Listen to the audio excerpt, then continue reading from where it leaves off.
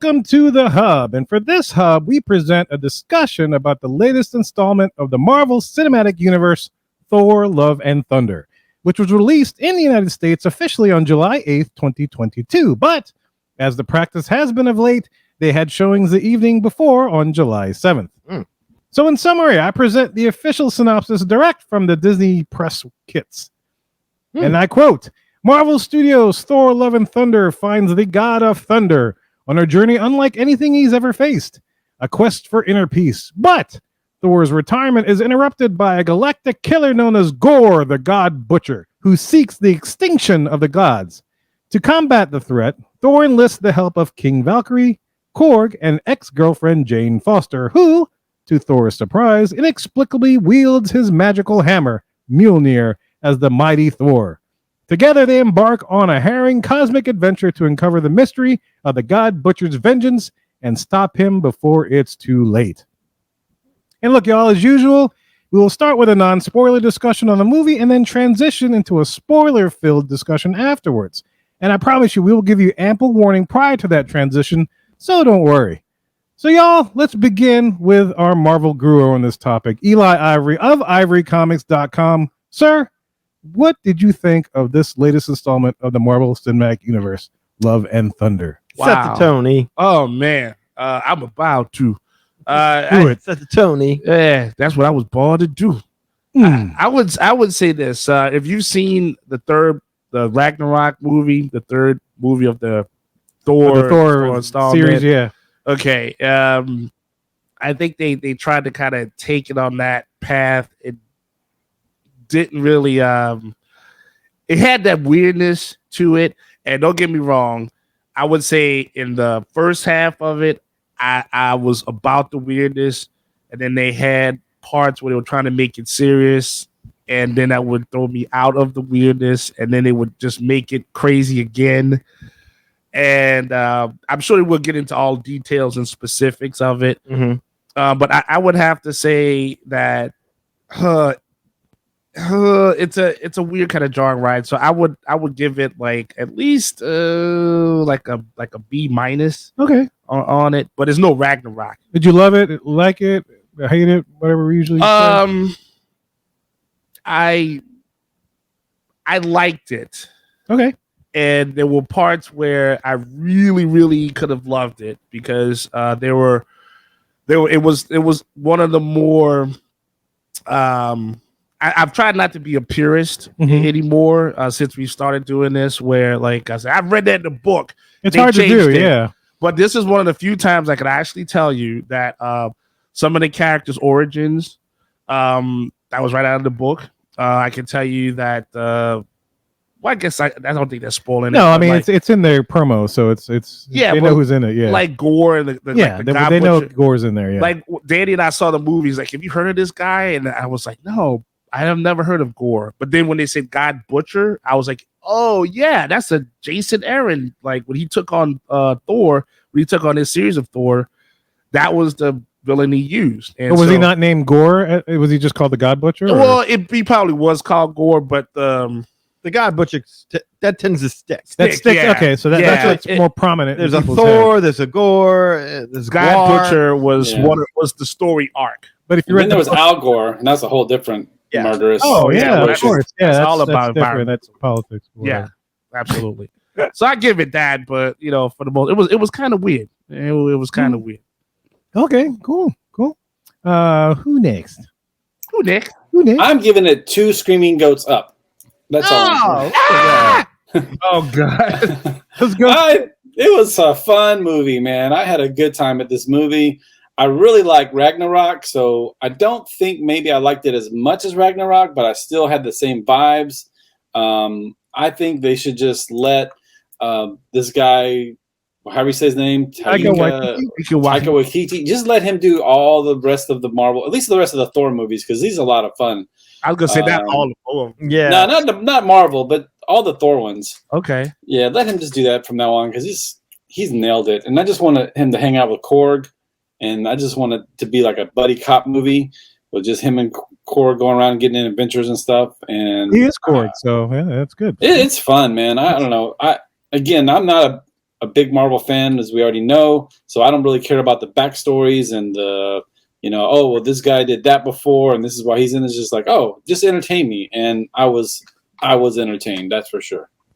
My if Thor was entertained, That's beautiful. as his name is on the video. If you're watching the video, but if it's cool, I'll go next, and then we'll end with Danny. We'll go do the sandwich of the comic gurus. So me, I loved it, but it was on the cusp of I wouldn't say it's like full blown dead center love. It's like if it was other things maybe happened, it would have fallen quickly into it was enjoyable, it was fun. I've resigned to the fact that I'm not going to understand how all this fits in with all the Phase 4 stuff, and that's fine. I'm totally cool with that, because that was my hangups with a lot of the other stuff that's been released for the Marvel Cinematic Universe that's supposed to be canon. It's I just don't know how it all fits yet, and it's been a year, and I still don't know how all this stuff fits. So I've resigned to that fact, and it's okay, that's cool. But if I just take it at face value, it was a lot of fun. I thought it was kind of cool. There's some things that were weird. I'm sure we'll get into detail wise, but I did enjoy it, and I do agree with you. Yeah, they try to keep that Ragnarok vibe, and I appreciate the music that they use. That was kind of fun, but I just don't think it lived up to the Ragnarok vibe. That Ragnarok seemed a little more genuine in what it was trying to do, and this one felt like it was aspiring, which is nothing wrong with that. You can always aspire, but just recognize when it doesn't necessarily reach the mark, if so to speak. Yeah. But yeah, I did enjoy it. It was a lot of fun. Oddly enough, it's funny. It's my oldest daughter got bored toward the second half of it At the movie? Yeah, at the movie. Yeah, and my wife fell asleep at some parts. So I can see that. Yep, I can see that in certain parts. I can see that. but me and the middle child, actually, it's funny. I'll admit this. I saw this Friday morning, and I saw it 3D. And I didn't realize I bought the 3D ticket until I showed up and they gave us glasses. I'm like, oh damn, and I was like, and I didn't want. I usually don't get the 3D because it's doesn't make sense. Which is confirmed by my middle daughter Lily at the end of the movie, saying, "What was the point of 3D?" I don't get it. I was like, you know what, babe, you're right. I don't know what the point of 3D. It didn't really add much to it. In that case, yeah, that movie didn't really. It It's didn't like do. that now. Yeah, I don't get it. I wish if I paid attention to what I was buying, I just looked at the time. I was like, oh, Friday morning. I took off for a gig that no longer exists. I can do this. I bought the 3D ticket. Y'all don't have to see the 3D movie. So I guess that's my point. To anybody listening who hasn't seen the movie yet, I wouldn't waste the money on a 3D. It's maybe you get a little bit of death, but I don't think it's drastic enough that it would ruin your experience with the There's movie. nothing that really comes out at you. That's what she was saying. She's In like, the yeah, movie, nothing came out. I think the youngest said that. She's like, yeah, nothing came out of this. Yeah. They're thinking of Muppets Vision 3D, which does a really damn good job. Yeah, the that's spirit of 3D. He's awesome. But yeah, this one you don't have to waste a ticket. Just do the IMAX, sure. Yeah, get the big screen. Why not? Fill yourself with the Thor and the Thor ass, and it's good. So, but yeah, that's my take on Thor: Love and Thunder. It's like Thorax, but different. I say there's no spoilers, Kevin. No. Except that they wanted you to see it so bad they put that in the trailer with the digitized Yes. version of But it. to say, yeah, they If you come to see this movie, we promise you'll see Chris Hemsworth's plenty of ass. Thor ass. I was good not seeing it. But yeah. Yeah, you lie. You like that. Oh Lord. No, in the back of your head, he's like, yeah, I look like that. But yeah, I gotta work out. I just need the tattoos like him, and I'm just fine. I just need to start working out like that. That's what I said. If you don't turn around, you're fine. Oh Yeah, don't the turn back, around. yeah. oh. Uh-oh. Kevin. Turn around. You, oh no. The commissar. All right, can I go? Commissar. Yes, Danny, go ahead. Can I please. go? Okay, Anchor it. let me kill this love fest here. This movie sucked. All the way sucked. Yeah, I did not like this movie. I'm not going to say at all. There were good things that I thought were entertaining and pleasant. And I'll be honest, I don't think you two really liked it that much either. I can hear it. Your wife fell asleep. Your child fell asleep. They could give. It wasn't a very good movie. It was like they were pandering to the people who loved Ragnarok so much that it became a parody. All of right, Ragnarok. Yeah, I can see that, yeah. And whereas the humor in Ragnarok was surprising and natural because so many people were participating in it. You had Loki, you had Banner, Hulk, even Scourge. He was funny in it. Grandmaster. How could I forget him? Yeah, it was mixed around. The humor from this movie seemed to primarily come from the fact that Thor is just a goof. Mm. and it's lowbrow. It's not exactly engaging in any kind of way. It almost is like you can see the joke coming before the joke comes. And yeah, I just think they try to do everything that worked for them in Ragnarok and failed miserably at it. So like simplistic. Very simplistic. That is true. I can see that. The plot was very simplistic. The villain, I think I can say this. The villain looked, if you've seen him, he looked like Lord Voldemort in a full body diaper. Yes. And so watching him in fight scenes and stuff like that, it's a little awkward that you could buy this emaciated looking dude in a full body diaper beating Thor. It's the version of gore that I've seen from the comics. Yeah, he's looked a little bit more menacing. Yes. He looked like a god butcher. And basically, I'll say this one more thing about the humor, and then I'll leave the rest for it when we get into specifics. Basically, when you start the movie off with a young child dying in her father's arms, good luck getting me to make with the laughs after that, like right away. And then, okay, fine. All right, let me forget that and sell into the mood. And then somebody's diagnosed with a terminal illness. Okay, let me get on from that. And then child abduction on a mass scale. It's like, really? Did they even bother to check the theme of what they were doing with the tenor of the movie that they were going for? No, this was not well done.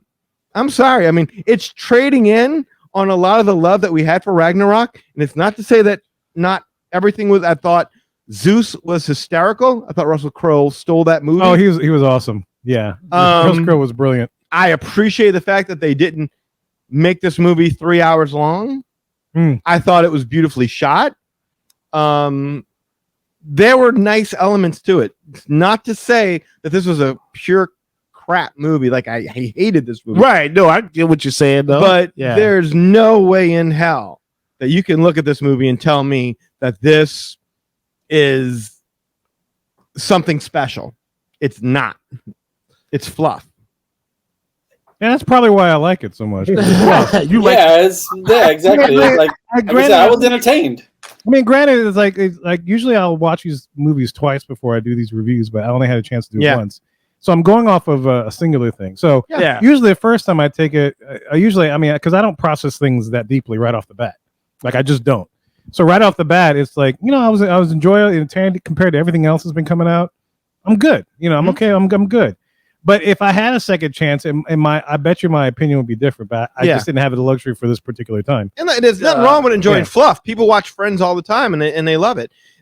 It's a sense of saying, like, don't compare a cheeseburger in Love and Thunder to the steak dinner you had in Ragnarok. I was gonna say to that point. That's where there was parts of it. I was like, it's a little weird because there would be see, like, look, the first.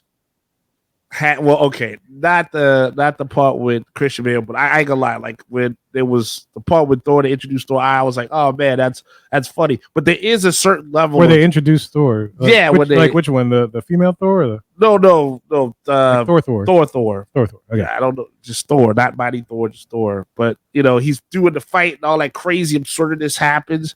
Oh, with the Guardians. Yes. Okay, I got you. And I know you're. And so like there's a part there where it's like, okay, when I'm watching this movie, I'm like, okay, I have to suspend my belief, which I have no problem with. But then to Danny's point, and part of what I'm saying where it gets weird is that then it forces you to ground yourself into something realistic while doing something really absurd, and so that makes it really tough because it forces you as the viewer to keep getting, believe this, but you could just accept all this other stuff. So I mean, there were parts of that where that's where my weirdness kicked in. Okay. Yeah. It was a lot of like, who is this movie for? Because it's PG-13, so I mean, really, it's supposed to be a little edgy, but it's very kid-centric. But at the same time, you're seeing a man's booty on the screen. Yeah. They're using the word. That's a butt joke, right? Yeah. Well, cheap butt joke. Yeah. I mean, look, we saw the Hulk's butt on the last one. Yeah. So they're like, well, how do we top it? Well, Thor's butt. There you go. Who's better? Yeah. Who wants to see that? I don't know. I mean, Hulk's. All right. it just seemed like this was they were trying to be edgy and humorous, but at the same time, kids figured largely into this movie. And at the end, I mean, my God, Thor developed a power that I didn't even know that existed in his repertoire. Like, really? A couple of powers. Yeah. Like, I can buy the fact that the hammer has this new ability now. Mm. And I guess we won't go into it because it's non-spoiler. I can buy that, and I thought that was kind of a cool little way of using it. But the fact that Thor's had this power all along to do what he did at the end, and he's never used it, really? Infinity War in Wakanda, it wasn't the right time to use that power? Come on, man. Well, you need to accumulate some skill points so he could buy that skill set in the settings menu. Maybe he didn't have I got right. That's right, Nas, but he didn't have the object from Russell Crowe maybe to do all of the that. bolt? Yeah, I guess. That the whole interaction with the bolt was kind of weird. It was. I didn't quite understand it. It's like they jumped to it, and I didn't I just all right, fine, he can do that. All right, well, let's just get into the thing. You want to get into spoilers? Well, I mean, we can still talk in generalities if you want to. I don't mind doing that. Or at least kind of beat around the bush a little bit in sense of it. But I mean, let's beat the bush. Beat that bush, Kev. All right, let's give the non-spoiler people a little quality time. All right. Whoop. Bush. A little cuddle. Okay. But how long has we been talking here about this? Let's say about maybe 15 minutes. Okay, we owe them a little bit more non-spoiler. Yeah. If you're still thinking about going to see it, if you're still thinking about going to see it, okay, maybe we should. We can start with there. Is it worth seeing? Yes. Should we go there? Yeah. Yes, it's worth seeing if you're a fan of the franchise. If you're not and you're just looking for an entertaining movie, don't bother. Right. Yeah. Don't bother. Okay. Eli, what do you think? I mean, yes, if you like Thor, go see it. It's not as bad as The Dark World. Yeah. I'll concede that. I think that's still one of the worst Thor movies made. Absolutely. That might be my benchmark. Yeah. I think it was the worst MCU movie ever made. That's up to debate, but fair. That's fair. We'll go on a tangent with that. Well, fair. Hey, future show. There you go. There you go. Yeah. But yeah, I think I had a talk with a few people. I told I was going to go see this movie, and a lot of them was like, hey, I'm marveled out, this and that and the other, and I would admit that this is probably not one of those movies that would reinvigorate you to get back into it. I will admit that. You do have to be a diehard on that sense. Now, if you just seeing something that you've never really have seen before in a lot of movies, and if your sense of humor can let you go towards that, well, then, again, you will be entertained, but it's just a mixture of a lot of crazy but realistic stuff. Yeah. And I think that was the problem. In Ragnarok, it was like we're just going completely absurd. Everything is absurd, Well, but no. It was absurd, but it made Thor wasn't played as being as big of a goof. In Ragnarok as he is here. This felt like it was absurd. The humor in Ragnarok was kind of like, oh, wow, that's surprising. This is very funny. But it's balanced off by the fact that the Grand Master is such a goof. Well, yeah. Mark Ruffalo, when he's Banner, is a goof. The Hulk has his moments of being a goof. But, I mean, they're not all the time. They have moments where they show this. This felt forced all the way through. And I don't know if this counts as a spoiler or not, but it even affected Christian Bale at one point. At one point, and it's very tangible, and y'all probably know it before I can even finish saying it, it felt like Christian Bale was playing this seriously the entire way through. And then someone tapped him on the shoulder and said, hey, look, I don't know if anyone told you, but we all are funny and none of us take this all that seriously. And all of a sudden, he started hamming it up a bit like he was a 60s Batman villain. Oh, yeah. I think you know exactly what I'm talking about, too, where it just seemed like such a departure from the character we had just seen all the way up to like, wait, this is who he is? Yeah. Certainly wasn't the guy I felt like I knew up until this moment.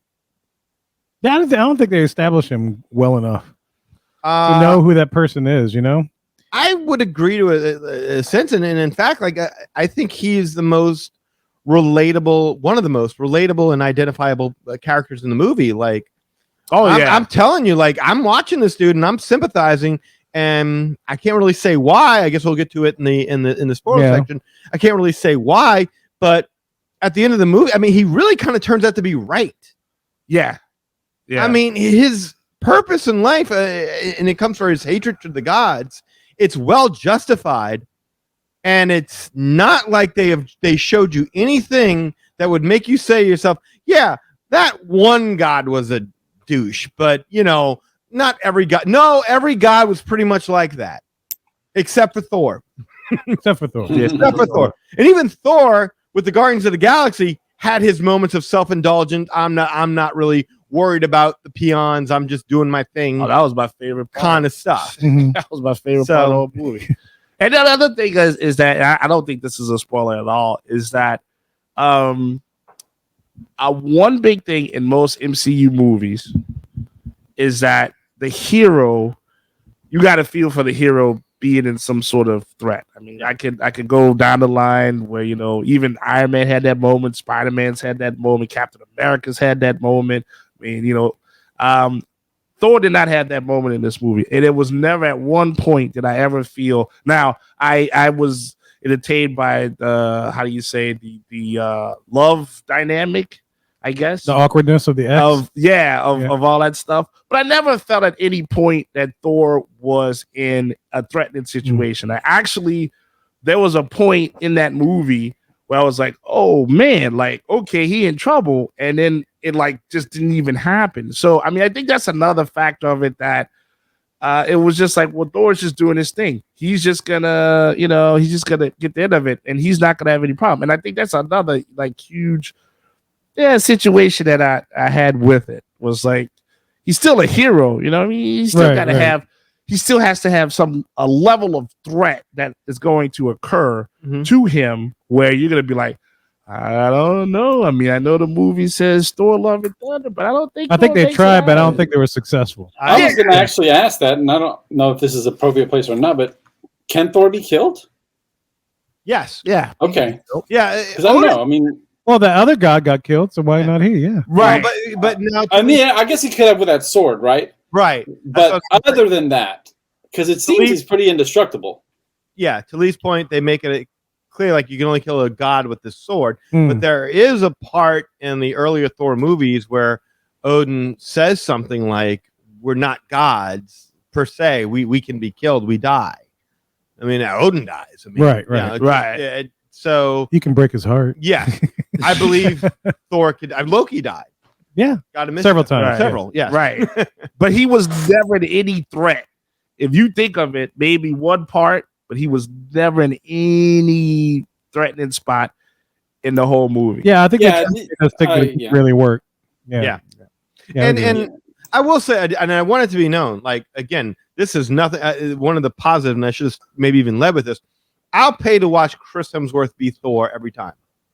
Because, I mean, he's got this. He is Thor, yeah. Yeah, you want to see him portrayed on screen, and you want to see him portrayed by Chris Hemsworth. Yeah. I mean, he embodies this character.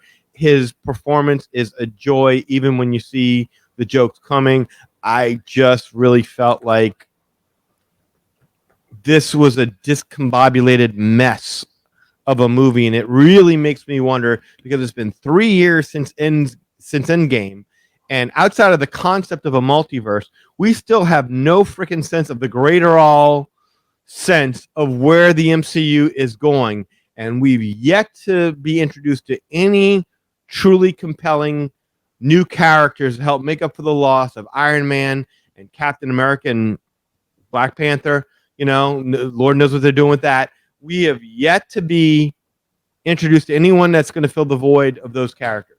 Yeah, no, I totally agree with that. And that's, like I said, I gave the ranking, I loved it, but it was on the brink of and if I had a second chance at it, it might have changed. Who knows? Yeah. But that's the thing. That's my complaint has been with the entire, I guess phase 4 is what we're in. I don't know what the hell number it is. Yeah, you're I think it's 4. You're right. It's, I don't know how all of this connects, Yeah. At least with the original first 3 phases, I mean, you had Coulson who kind of showed up almost at the, maybe even if it was just the end scene, or even Thanos, and the end scenes that kind of tied things together. You knew where this was kind of going.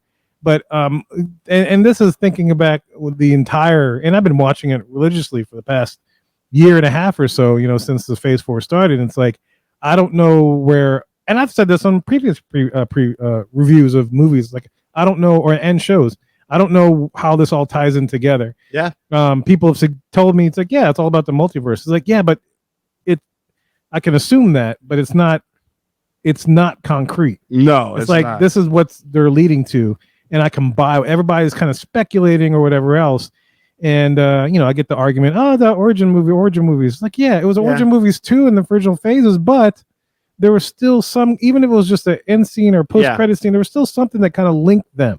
Yes. I mean, aside from Hulk, that was kind of different, but that was like the beginning of the whole thing. But I mean, if I need something here, So I don't know how Loki fits into all of this. I don't know how Captain America does with all this. I don't know what's Shang-Chi. Hawkeye, Shang-Chi, Shang-Chi. I mean, I enjoyed Shang-Chi, and I figure he'd be part of this because he's all about the freak, the strange, about the I just don't know. I don't know. There's an element where it seems to be getting a little bit more ethereal too, which is making it a little bit even more harder to follow with the Eternals. My God. We talked about how hard it is to even stay awake during that movie. Won't even review it for the sake of that. Right. Yeah. Then the concept of eternity being introduced into this movie, and gods existing in different planes and I mean, it's really getting heady, and it just feels like at some point in time we should be starting to gain focus as to where we're going, so that way we have a foothold before we just lose interest. Yeah. I mean, it's been a year and a half. I mean, there should be something that kind of ties it. Mm-hmm. I don't know if they were banking on multiverse to do it, but multiverse didn't do it. Well, Doctor Strange movie, Loki's the only thing that really gave me hope. Like, oh yeah, I'm the same way. Yeah, I can't wait to see this. Yeah, I got excited with the Loki 2 trailer. It's like, okay, maybe this will tie something. I don't know. No. But they're not going to release that for a while. And I don't know of a single movie they've released in the theater where I've been like, yeah, okay, now I'm the same way with the TV shows. It's like the movies and like Miss Marvel. I enjoy Miss Marvel, but I don't know how it all fits. Yeah, they all have her and Shang-Chi have these little bangle thingies that have mystical powers. But like, okay, how does that all work? There's Doctor Strange. We talked about that. I was telling my daughter, I was watching it the other day. She's like, "Is it good? Should I watch it?" I'm like, I don't know. No, we hadn't talked about it on the show. I'm the same way. 60% of it is just learning about Muslim culture. I dig it. But I dig it. But I mean, it's like, it's not.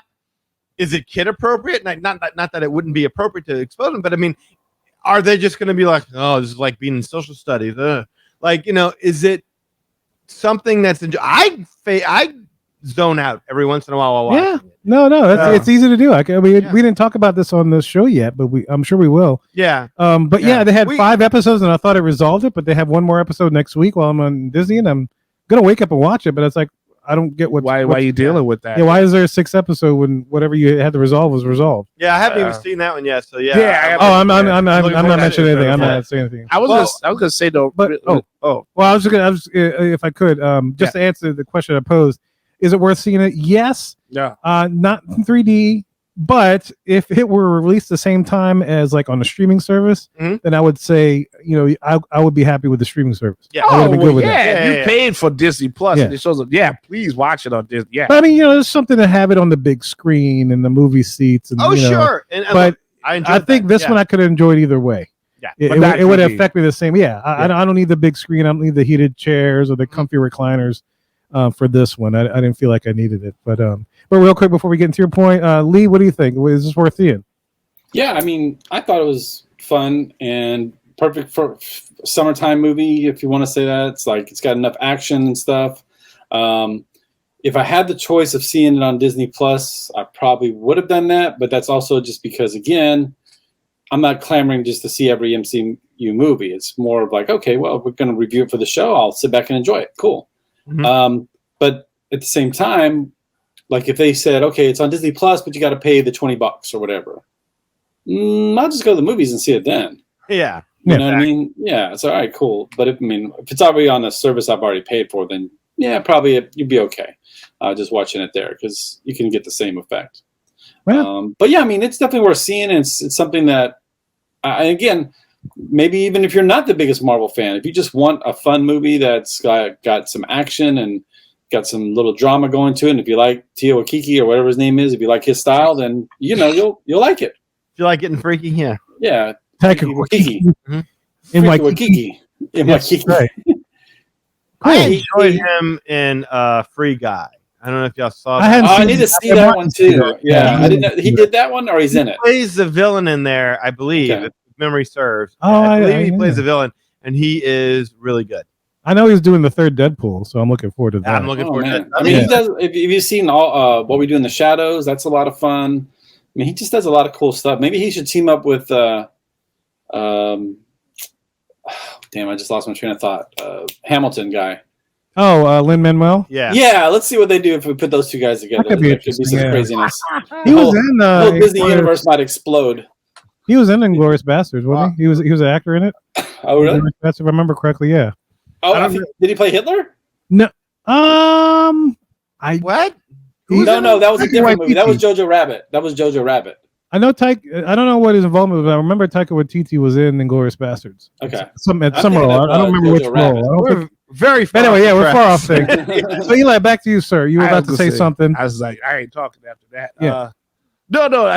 Y'all were talking about what the Phase 4 MCU, all that stuff. Oh yeah, the overarching thing that links it. Yeah, that was all my 2 cents was on that. And really, I'm with you. I don't know. All I can say is it must be a chance to introduce all the various streams of cinema and the Disney Plus streaming service. That's all I can really tell you, because that's what they're forcing you to do. Like Doctor Strange was a perfect example of that, where they had, they were like Captain America. There you go. If you hadn't seen What If, you want to know. You want to know, yeah, absolutely.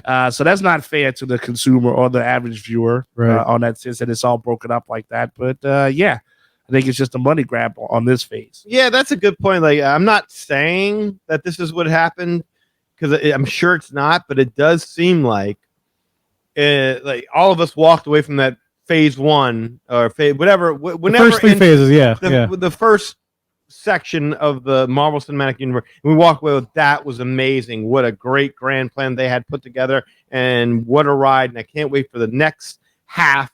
And we all just kind of pictured that Kevin Feige and them would deliver, cracking their knuckles, like, wait till you see what we got planned for you next.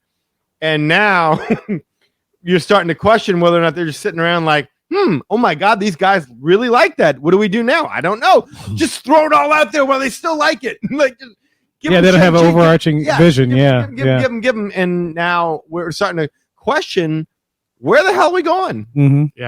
Yeah, absolutely. Well, I feel like it's time we get into the spoilers. Is that fair to say, guys? I think we've given enough spoiler-free content. So look, if you haven't seen the movie yet, go ahead and hit pause. Come back to us later after you've seen the movie, however you want to see the movie, and we'll tell you the rest. We're going to just take a second and thank our lovely Patreon supporters. There they are. And look, if you want to up your support of the Magic Our Way podcast, go to patreon.com/Magic Our Way. There you'll find awesome tiers from which you can choose from to help support the Magic Our Way podcast. Again, go to patreon.com/Magic Our Way.